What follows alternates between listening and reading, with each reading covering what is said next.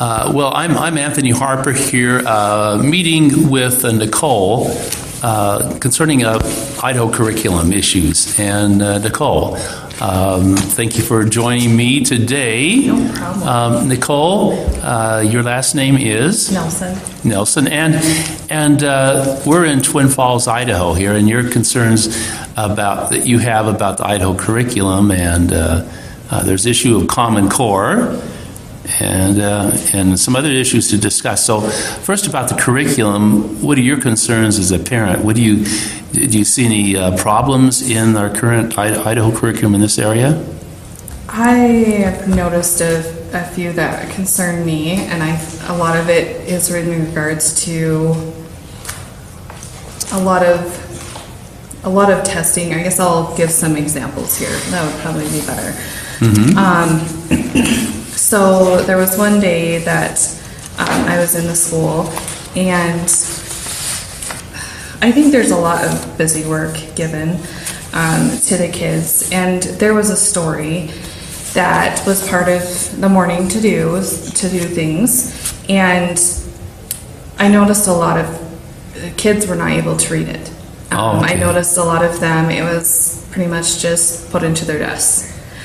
And for me, that's disturbing just for a few reasons, because I feel when I think about education and when I think about this, I get really excited because, I mean, these are our kids and we have a huge opportunity to do wonderful things.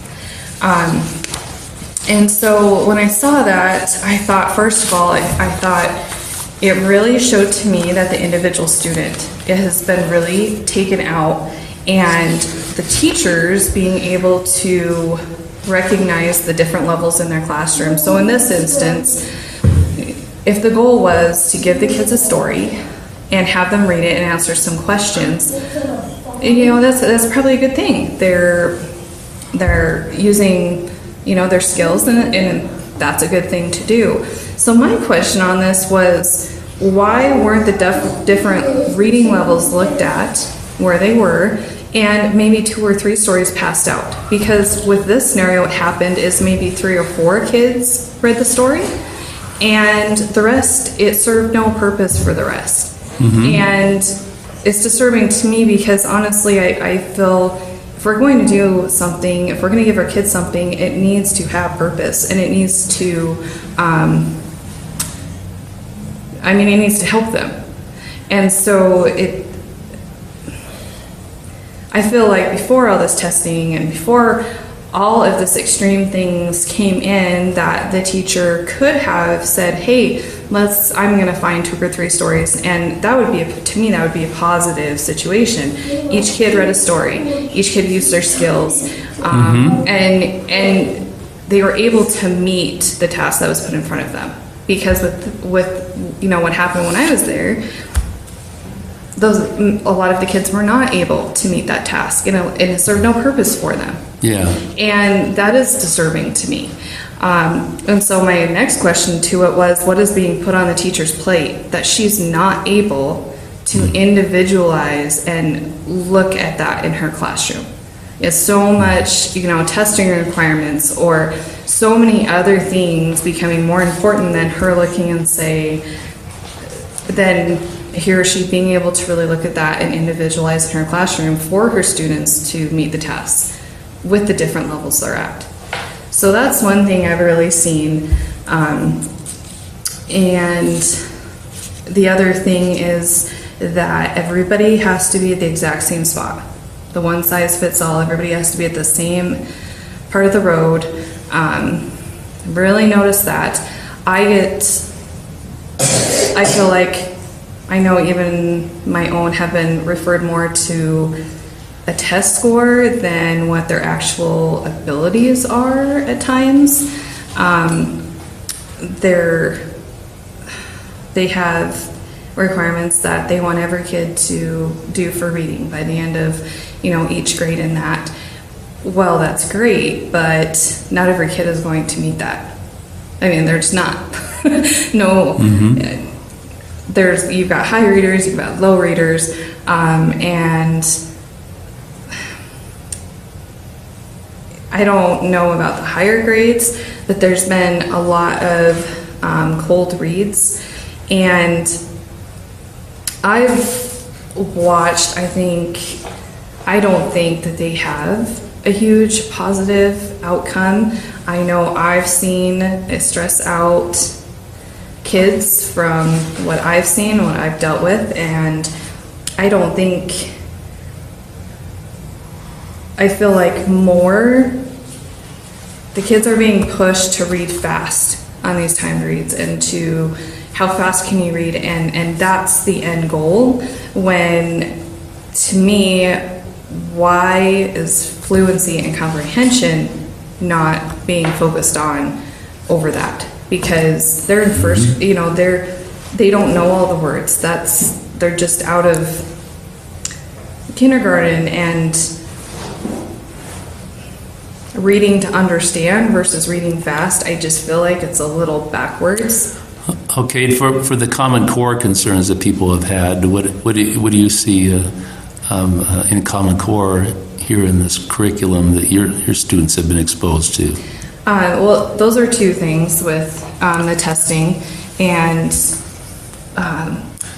just like with the reading, I'm thinking, well, what if the teacher was able to spend a true 10 minutes with each kid, since she's already taking time, but do it with material on their level that they are at, whether it's reading or math or whatever, and what difference that would make versus the testing requirements that are put in on them. Well, in addition to this, I've heard some concern about Islam education, or dealing with homosexuality issues too. There's, parents would be concerned about the confusion in gender issues and the Islam education. Do you know anything about that? Has that showed up in the curriculum here?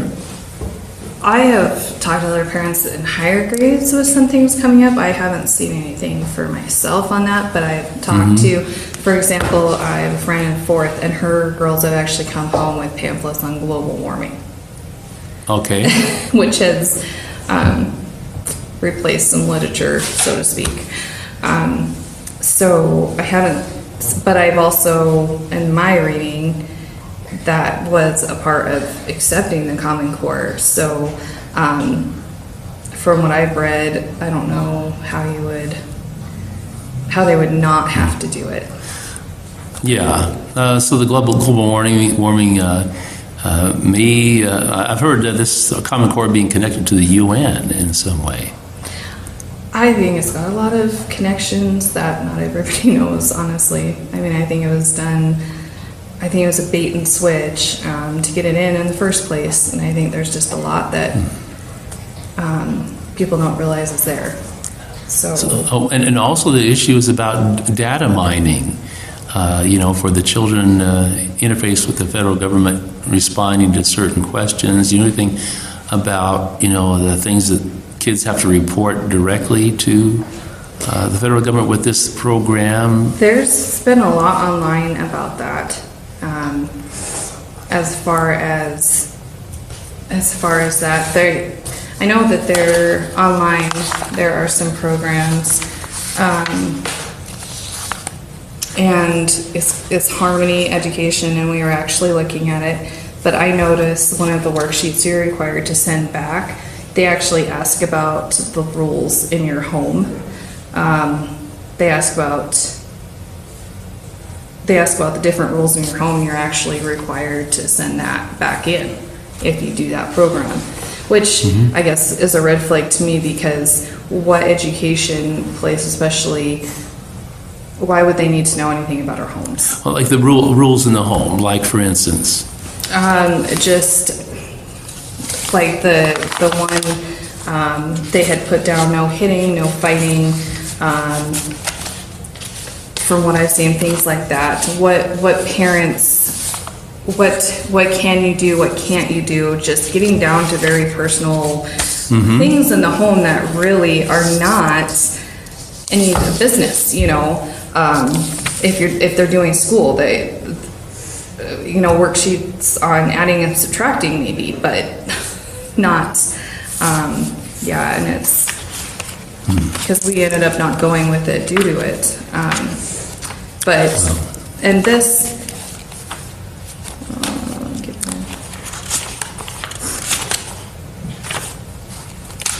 so those are a couple of the things that I've seen. I feel it's really misplaced with putting so much on the teacher's plate with the testing. And having, just like that worksheet, not being able to have the time to individualize, hey, I have 3 different levels here.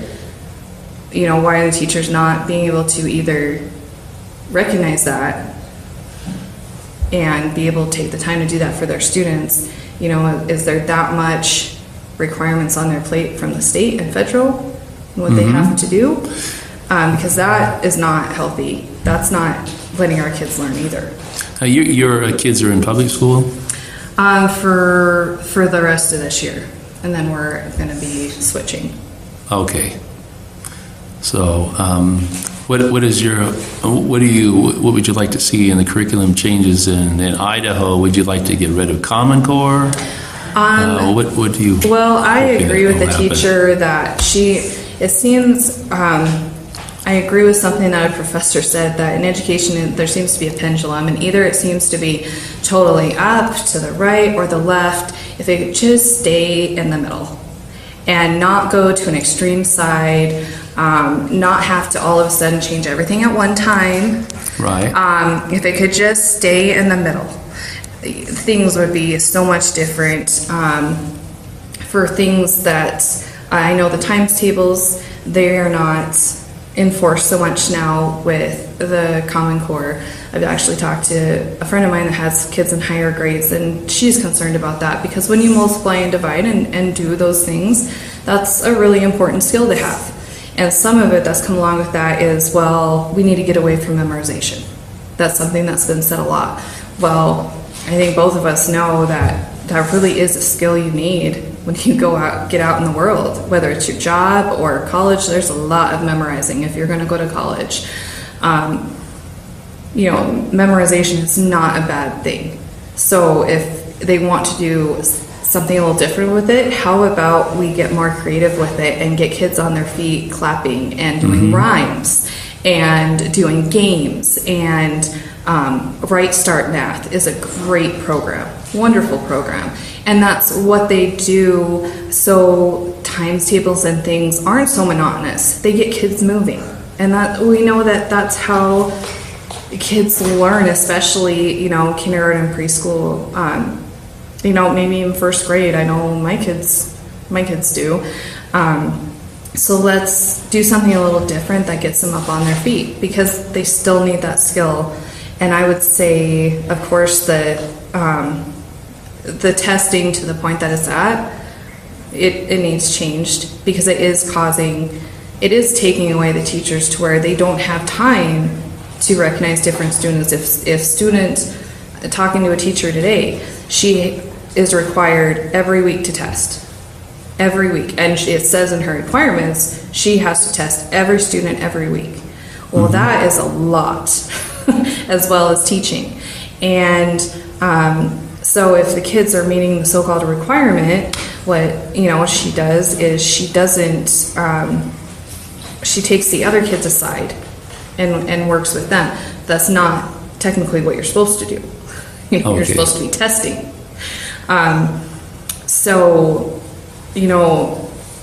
Just getting that power back to our teachers, that they don't have all this testing on their plate, that they can work with the kids that only have 5 sounds. Phonics getting back in school. That was a huge part for a long time, and I definitely noticed this year, and also from what we've changed to, is I really don't know a lot of the time what they're reading in school, because when I get a homework or something like that, homework packet, it can be a story about a fish or a dog, or nothing really correlates. Well, what we're doing now, the amount of less papers that come home, it's very evident that work is done in the classroom and it's not so much busy work. but like this is what I have coming home now, and I know exactly what they're reading at school. I know what sounds they're working on right now. I can tell you just from this, I can tell you a lot of what they're working on and reading at school. And if kids are going to learn and have that repetition, that needs to get back to, as far as the cursive, I feel it was a mistake taking it out. It is part of our, my husband says it is part of our history. I agree with that. The other thing is our Constitution is in cursive. That's true. It's our founding document of our country. I don't think that means a lot to people anymore. But why would we raise generations of kids that can't read our Constitution, our founding document? Why would we say that's not important? And then also, there's studies that show, you can go online, what it does with the brain. It stimulates the brain synapses and between the right and left hemispheres. There's a lot of stuff it does for kids learning it. The cursive. But the other thing, a lot of the reason why it was taken out of the Common Core, why it was, they said it wasn't relevant because it's not testable. You can't go on the computer and test it. Okay.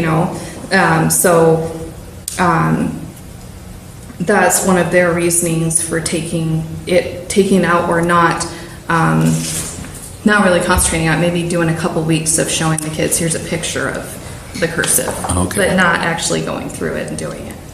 Well, thank you for sharing, Nicole. These are very important concerns here that need to be addressed. And anything final that you would like to comment about? We need to go back to how we were doing math and not the crazy things that are happening now. Okay. So going back to traditional math, longhand learning how to add multiple. Literally, a problem that should take 2 minutes in multiplying fractions, for example, it takes 8 minutes in the new math per problem. Wow. It's creating a very big divide between parents literally being helpless to help their kids, and that's not okay. It's okay to have new ways of doing things, but it's not okay to say, okay, everything we did was wrong and there's one way to do it. But I also pressed at the schools, and it came straight from teachers' mouths at Robert Stewart here in Twin, that was being pressed, because if they don't do it the one way, then the kids don't test well. Okay. So definitely an improvement in math. I've heard other parents concerned about that as well. And thank you, Nicole, for sharing your concerns. Yep. That's great.